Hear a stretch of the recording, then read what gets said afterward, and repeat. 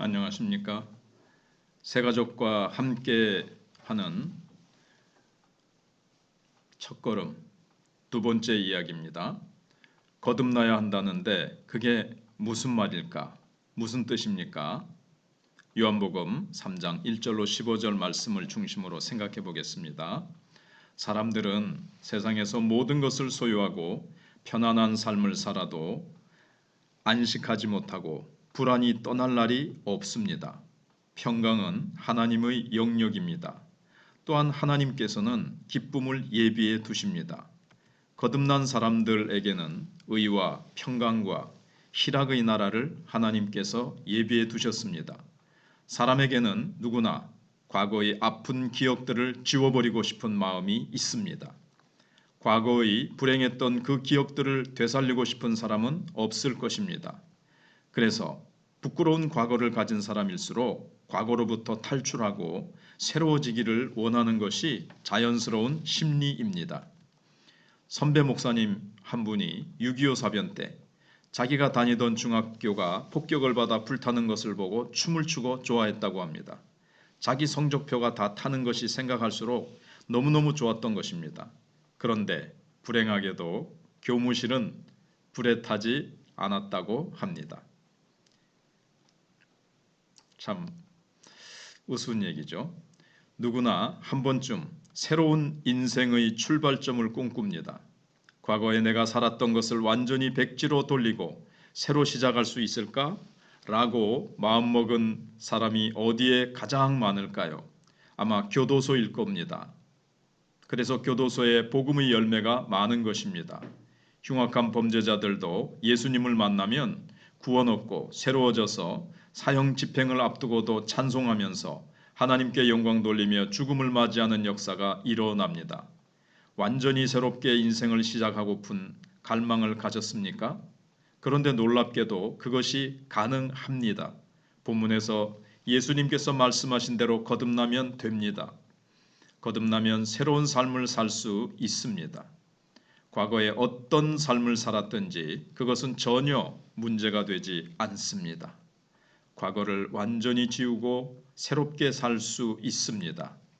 요한복음 3장은 바로 이 거듭남에 대해 구체적으로 말씀해주고 있습니다. 누구나 반드시 거듭나야 할 이유가 무엇일까요? 어떤 사람은 거듭나도 되고 어떤 사람은 거듭나지 않아도 되는 게 아닙니다. 모든 사람이 다 예외 없이 거듭나야 합니다. 왜 그럴까요? 첫째, 예수님께서 거듭나야 한다고 강조하셨기 때문입니다. 다른 이유가 없습니다. 예수님이 누구십니까? 예수님은 하나님이시기 때문에 기독교에서 예수님과 하나님을 분리해서 생각할 수가 없습니다. 어떤 사람은 하나님은 믿는데 예수님은 못 믿겠다고 합니다. 그것은 기독교에서 말하는 하나님을 믿는 것이 아닙니다. 하나님은 예수님을 통해서 자신에게로 오라고 하셨습니다. 예수님을 통하지 않는 하나님은 가짜 하나님입니다. 예수님을 믿는다는 것은 거듭난 생활을 한다는 말입니다. 그런데 이 거듭난다는 말이 잘못 쓰이는 경우가 참 많습니다. 이 사회가 거듭나야 한다. 정부가 거듭나야 한다. 라는 말을 하는데 그것은 변화되어야 한다. 새로워져야 한다는 뜻입니다. 그러나 예수님이 거듭나야 한다고 하신 것은 이와는 의미가 전혀 다릅니다. 거듭남은 선택의 여지가 없습니다. 절대적이란 말입니다. 반드시 거듭나야만 한다는 말입니다. 19세기에 미국과 유럽에서 영적 각성운동의 선구자 역할을 했던 조지 휘트필드라는 유명한 목사님이 있었습니다. 그분은 선교사면서 목회자이고 또 부흥사로서 미국과 유럽을 변화시켰던 아주 놀라운 분이었습니다. 그런데 그분 설교에서 가장 핵심이고 언제든 빠지지 않고 등장하는 주제가 거듭나야 한다는 것이었습니다. 은혜 받은 한 젊은이가 자원해서 휘트필드의 가방을 들고 집회하는 곳마다 늘 따라다녔습니다. 그런데 가는 데마다 항상 똑같은 설교를 하니까 그 젊은이가 하도 지겨워서 목사님, 오늘로서 거듭나야 한다고 설교하신 게 몇 번인 줄 아십니까? 70번입니다. 다음번엔 다른 설교를 하시면 안 됩니까?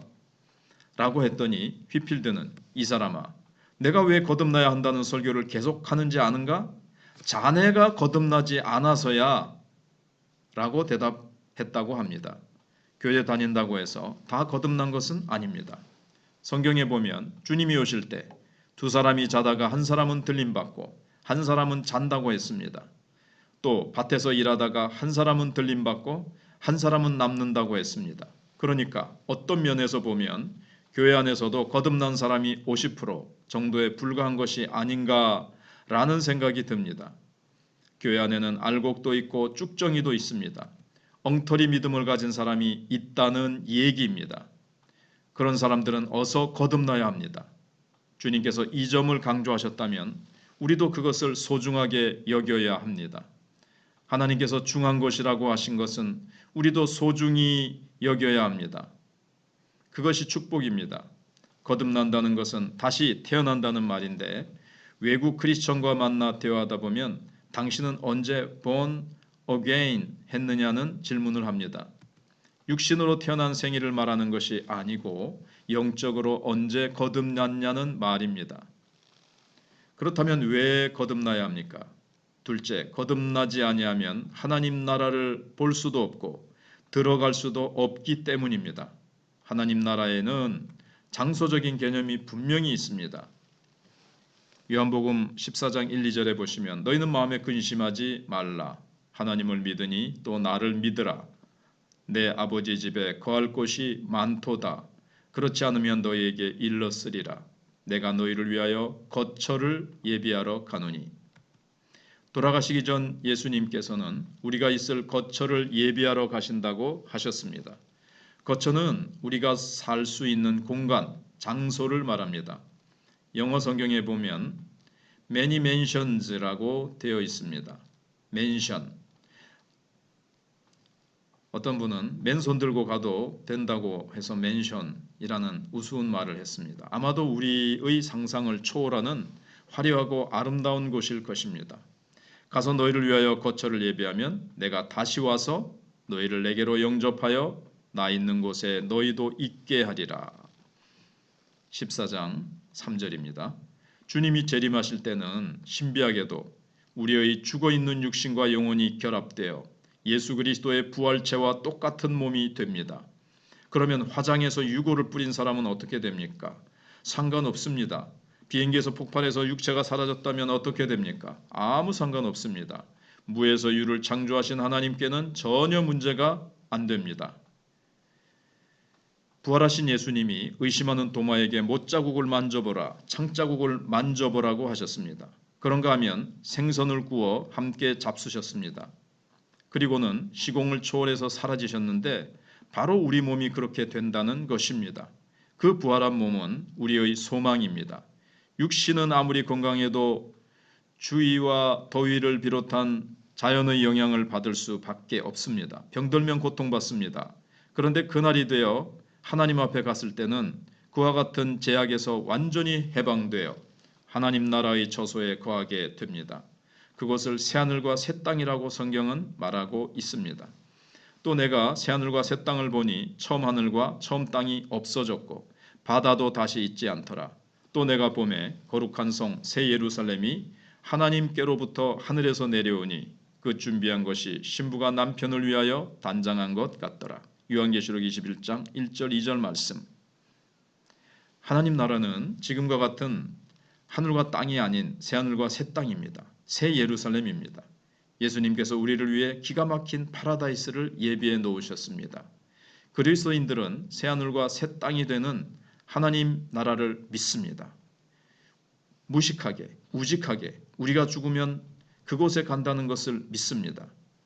또한 이 땅에 사는 것은 나그네와 행인같이 잠깐 살다 가는 것임을 알고 있습니다.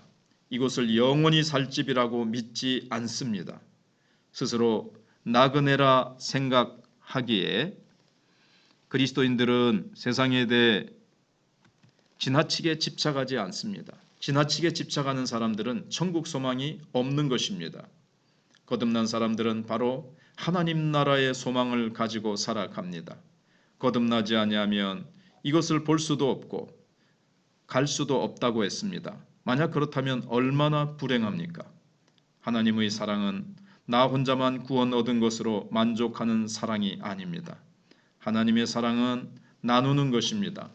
나를 통해 다른 사람이 복을 받아야 만족합니다. 진정한 그리스도인들은 자기가 복받고 그것을 나누기를 원합니다. 다른 사람들도 예수님을 믿고 하나님의 사랑을 경험하고 천국 소망을 가지길 원합니다. 이것이 하나님 자녀의 본분입니다.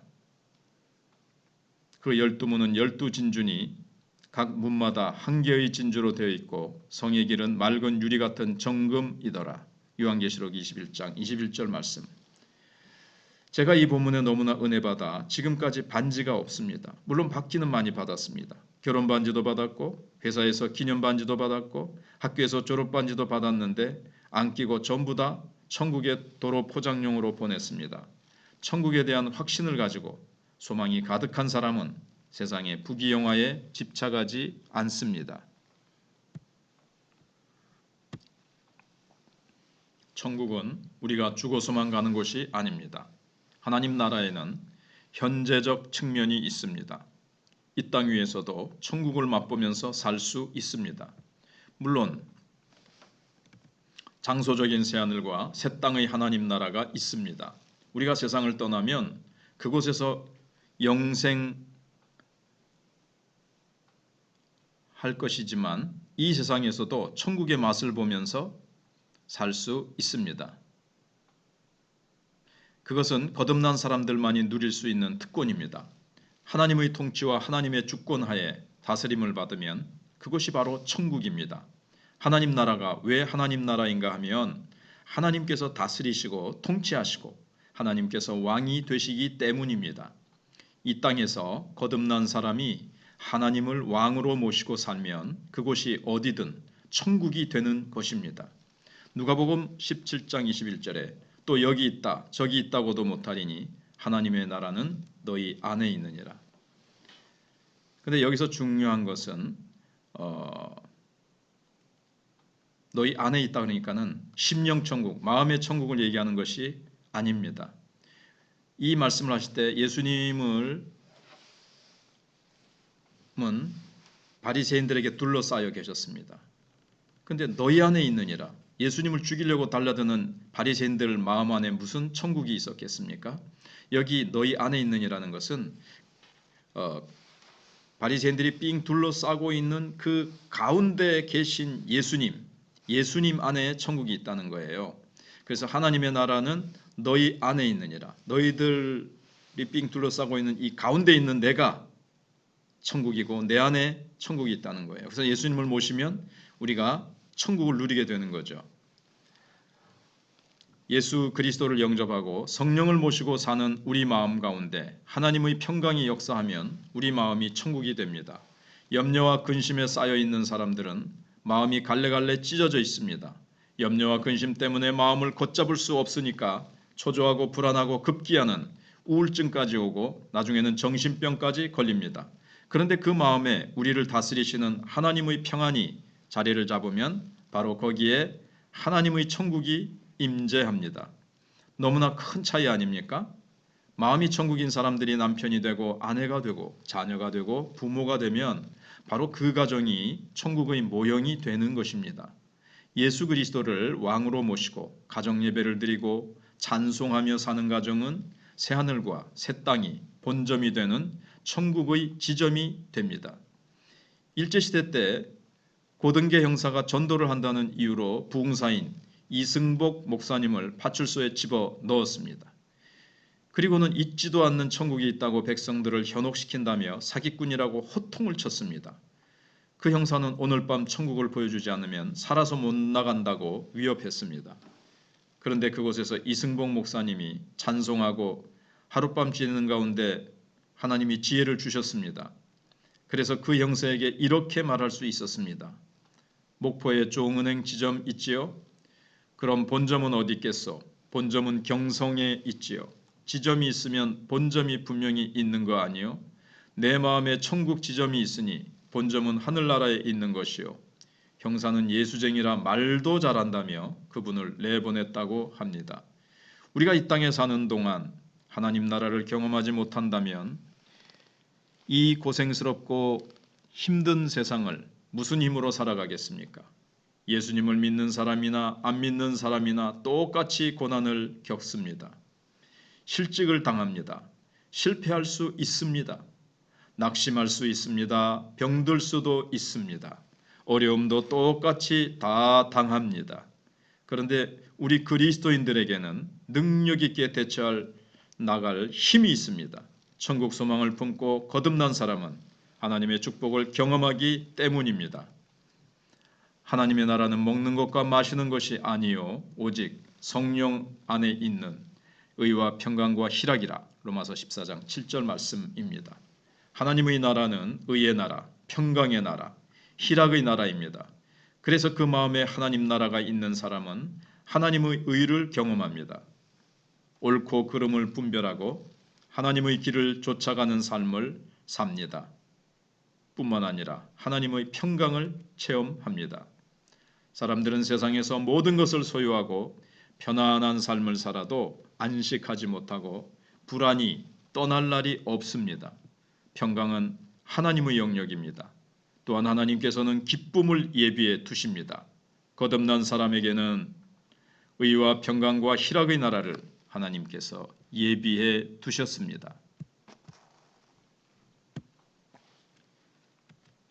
우리가 왜 거듭나야 합니까? 셋째, 거듭나지 않으면 멸망하기 때문입니다. 요한복음 3장 16절에 하나님이 세상을 이처럼 사랑하사 독생자를 주셨으니 이는 그를 믿는 자마다 뭐라고요? 멸망하지 않고 영생을 얻게 하려 하심이라. 믿지 않는 자는 멸망합니다. 이 멸망이라는 것은 그저 이 세상에서 실패하고 망하는 것과는 게임이 안 되는 정도의 벌입니다. 청교도들이 말하기를 사람은 한 번 태어나면 두 번 죽고 두 번 태어나면 한 번 죽는다고 했습니다. 육신이 부모에게서 태어난 것만을 생명으로 생각하면 육신 죽고 영혼 죽고 두 번 죽습니다. 이것이 멸망입니다. 그런데 두 번 태어나면, 즉 부모로부터 육신이 태어나고 그 다음에 영혼이 새롭게 하나님께로부터 다시 한 번 태어나면 한 번밖에 죽지 않습니다. 꽃병에 꽂힌 꽃은 분명히 죽었지만 살아있는 것 같이 보입니다. 얼마 있지 않으면 시들어 버립니다. 우리의 생명이 바로 그와 같습니다. 우리가 지금 살아있는 것 같지만 근본적으로는 죽어 있는 것입니다. 시한부 인생입니다. 시들어 버리면 아궁이 속으로 들어가 버립니다. 여기에 생명을 접붙여야 합니다. 예수 그리스도를 통해서 생명을 접붙이는 것이 바로 거듭난다는 것입니다. 그렇지 않으면 멸망합니다. 멸망은 너무나 심각한 것입니다. 이는 둘째 사망이라고도 합니다. 요한계시록 20장 14, 15절에 보시면 사망과 음부도 불못에 던져지니 이것은 둘째 사망 곧 불못이라. 누구든지 생명책에 기록되지 못한 자는 불못에 던져지더라고 했습니다. 저는 교회에 등록하는 사람을 향해 이렇게 기도해 줍니다. 하나님이여, 이분들의 이름이 하나님 나라의 생명책에 꼭 기록되게 해 주시옵소서. 우리의 모든 삶을 파노라마와 같이 기록한 책이 있습니다. 그 책은 우리를 심판하기 위해서 있습니다. 그런데 예수님을 믿는 사람의 경우 그 제목이 다 소멸되어 버리고 우리에게 주시는 상급만이 기록으로 남습니다. 우리의 헌신, 봉사, 순종했던 것이 남을 뿐입니다. 그러나 생명책에 그것이 기록되어 있지 않은 사람들은 불못에 던져집니다. 첫째 사망은 육신의 죽음이며 누구에게나 정해진 일입니다. 그러나 거듭나지 않은 사람은 한 번 더 죽습니다. 사람이 한 번 죽지 두 번 죽나? 네, 성경은 우리 육체와 영혼이 분리되는 첫 번째 육신의 죽음이 있고 그 다음에 하나님 앞에 심판받아서 하나님과 우리의 영혼이, 우리의 존재가 영원히 분리되는, 하나님으로부터 영혼이 떨어져 나가 영원한 형벌의 장소인 지옥에 던져지는 두 번째 죽음이 있다고 말씀하고 있습니다. 사람이 한 번 죽는 것은 정해진 것이요 그 후에는 심판이 있다고 했습니다. 사람이 한 번 죽으면 끝이라고 말하는 사람도 가만히 생각해 보면 아니야 분명히 내 죄값을 다 받아야 해 라는 양심의 소리를 들을 것입니다. 스스로 속이지 마십시오. 우리 양심은 하나님이 주셨습니다. 양심을 화인 맞은 사람들은 죄책감이 없지만 그래도 양심이 살아있는 사람들은 하나님이 없다고 말하면서 속으로는 죽음이 끝이 아니라고 생각합니다.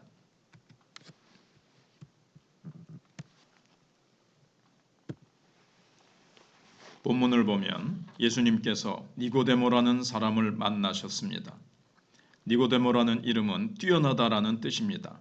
그는 상당히 지체 높은 사람이었습니다. 그는 랍비였습니다. 그런 그가 밤에 예수님을 찾아온 것입니다.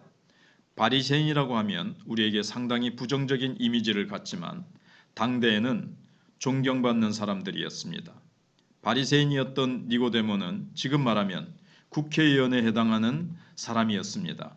그런 그가 예수님을 찾아와 하나님이 함께 하시지 아니하면 당신이 행하시는 이 표적을 아무도 할 수 없음이니이다. 요한복음 3장 2절에 이렇게 막 칭찬을 했습니다. 글쎄요, 아부한 것이랄까요? 그런데 예수님께서는 거기에 대해 고맙다고 하시거나 쑥스러워하지 않으셨습니다. 그 대신 이렇게 선포하셨습니다. 예수께서 대답하여 이르시되 진실로 진실로 내게 이르노니 사람이 거듭나지 아니하면 하나님의 나라를 볼 수 없느니라. 그 당시 니고데모는 유대교를 믿고 있었기에 자신도 하나님을 섬기고 있다고 생각했습니다. 그런데 예수님은 중심을 꿰뚫어 보고 계셨습니다. 이제 니고데모에게는 거듭나야겠다는 구도의 열정이 일어났습니다. 그는 일생일대의 기회를 놓치지 않았습니다. 그래서 어떻게 해야 거듭날 수 있는지 질문합니다. 예수님께서 뭐라고 대답하셨습니까? 요한복음 3장 5절에 예수께서 대답하시되 진실로 진실로 내게 이르노니 사람이 물과 성령으로 나지 아니하면 하나님 나라에 들어갈 수 없느니라. 거듭난다는 것은 다시 어머니 뱃속으로 들어갔다가 나오는 것이 아닙니다. 육으로 난 것은 육이요 영으로 난 것은 영이니 요한복음 3장 6절 말씀입니다. 육신으로 한번 태어나는 것으로 인생은 끝나지 않습니다. 영으로 다시 한번 태어나야 합니다. 이것은 다른 종교에서 말하는 해탈이나 어떤 도를 깨닫는 경지와는 전혀 다른 것입니다. 거듭나기 위해 돌을 닦거나 참선할 필요가 없습니다. 예수님께서 그렇지 않으신 것처럼 말입니다. 거듭남 혹은 중생은 오직 믿음으로 이루어지는 것입니다. 너무나 단순합니다. 그래서 예수님도 니고데모에게 내가 내게 거듭나야 하겠다 하는 말을 놀랍게 여기지 말라. 바람이 의무로 불매 내가 그 소리는 들어도 어디서 와서 어디로 가는지 알지 못하나니 성령으로 난 사람도 다 그러하니라 라고 말씀하셨습니다. 처음에 성령으로 태어났을 때는 깨닫지 못합니다. 계란 중에 유정란과 무정란이 있지만 겉으로 봐서는 알 수 없듯이 말입니다. 암탉이 20일 동안 알을 품어보면 알게 됩니다. 그런즉 누구든지 그리스도 안에 있으면 새로운 피조물이라 이전 것은 지나갔으니 보라 새 것이 되었도다. 고린도후서 5장 17절 말씀. 거듭난다는 것은 새롭게 재창조되는 것입니다. 그저 사람이 개과천선해서 좋은 사람이 되는 것과는 다른 문제입니다. 좋은 사람이 되는 것은 나중 문제입니다. 거듭나는 것은 처음에 표가 나지 않습니다. 예수 그리스도를 내가 잘 모르지만 내 마음에 영접하겠습니다 하면 그것으로 끝나는 것입니다. 아기가 태어나자마자 아빠 엄마를 모르다가 자라면서 분간하는 것과 같은 것입니다. 자기 존재가 태어났다는 것조차 모르지요. 그래서 우리가 태어났을 때 기억이 있습니까? 예. 나중에 점점 자기 존재 인식, 아빠 엄마의 존재 인식이 일어나는 거죠. 미국에서 일어난 일인데 어떤 사람이 퇴근해서 집에 돌아와 보니 자기 집 큰 개가 옆집 토끼를 잡아 물고 있었습니다. 큰일 났다 싶어 뺏어 보니 죽어 있었습니다. 그 사람은 죽은 토끼를 목욕시키고 드라이로 털을 말리고 향수를 뿌려서 이웃집 토끼장에 살짝 넣어두고 왔습니다. 다음 날 퇴근 후 마침 옆집 주인이 집에서 나오길래 다가가 별일 없냐며 말을 걸었습니다. 그랬더니 그 사람이 말하기를 3일 전에 우리 토끼가 죽어서 저 귀퉁이 잔디밭에 묻었는데 어떤 미친 사람이 목욕을 시키고 향수를 뿌려서 제자리에 갖다 두었다라고요. 라고 하는 게 아니겠습니까? 이미 죽은 것은 아무리 목욕시키고 향수를 뿌리고 치장해도 죽은 존재입니다. 하나님 보시기에 거듭나지 않은 사람들은 이미 죽어 있는 존재입니다. 그래서 예수님을 믿는 사람들이 전도하기 위해 애를 쓰는 것입니다. 영적으로 이미 죽어 있고 육신만 살아 있어 영이 거듭나지 못한 상태에서는 갈 곳이 뻔한데 그걸 어떻게 두고 보겠습니까? 그래서 믿는 사람들이 이런 소리 저런 소리 들어가면서도 전도에 힘쓰는 것입니다. 그렇게 하는 것은 하나님의 사랑 때문입니다. 일단 예수님을 믿게 되면 그분과 똑같이 변화될 수밖에 없습니다. 내 속에 있는 생명을 혼자 가지고 있다는 것은 하나님 앞에 옳지 않아 하면서 많은 받은 사랑을 많은 사람들에게 나누려고 하게 됩니다. 여러분도 예수님을 구주로 믿어 거듭나며 그 거듭남의 기쁨을 주위에 알려주시기 바랍니다. 경청해 주셔서 감사합니다. 할렐루야, 아멘.